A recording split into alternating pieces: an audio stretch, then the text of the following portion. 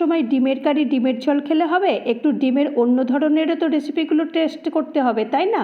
তো প্রথমে gas on করে দিয়ে তেল গরম করতে দিয়ে গোটা গরম মশলা, পেঁয়াজ, টমেটো, স্বাদমতো নুন আর হলুদ দিয়ে ভালো করে মশলাটা কষিয়ে নিয়েছি।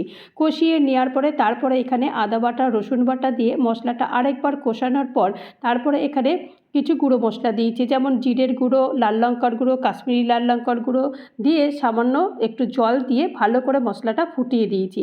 আর এদিকে এক ফাঁকে এখানে একটা প্যান বসিয়ে দিয়ে সামান্য তেল দিয়ে একটা ডিম দিয়ে দিয়েছি, দিয়ে ওপর থেকে একটু নুন আর একটুখানি লাল লঙ্কার গুঁড়ো দিয়ে ভালো করে এটাকে পোচ বানিয়ে নিয়েছি।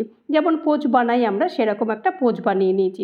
পোচ বানিয়ে নিয়ে তারপরে যে ঝোলটা ফুটতে দিয়েছি সেই ঝোলের মধ্যে একটা একটা করে সব দিয়েছি।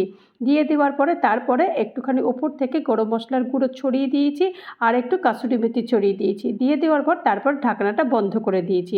তারপর ঢাকনা খুলে ওপর থেকে একটু ধনেপাতার কুচি ছড়িয়ে দেবো। ব্যাস, তৈরি হয়ে গেল এগ পোচ কারি। ভালো লাগলে অবশ্যই একটা লাইক করবেন আর ভালো লাগলে শেয়ার করবেন।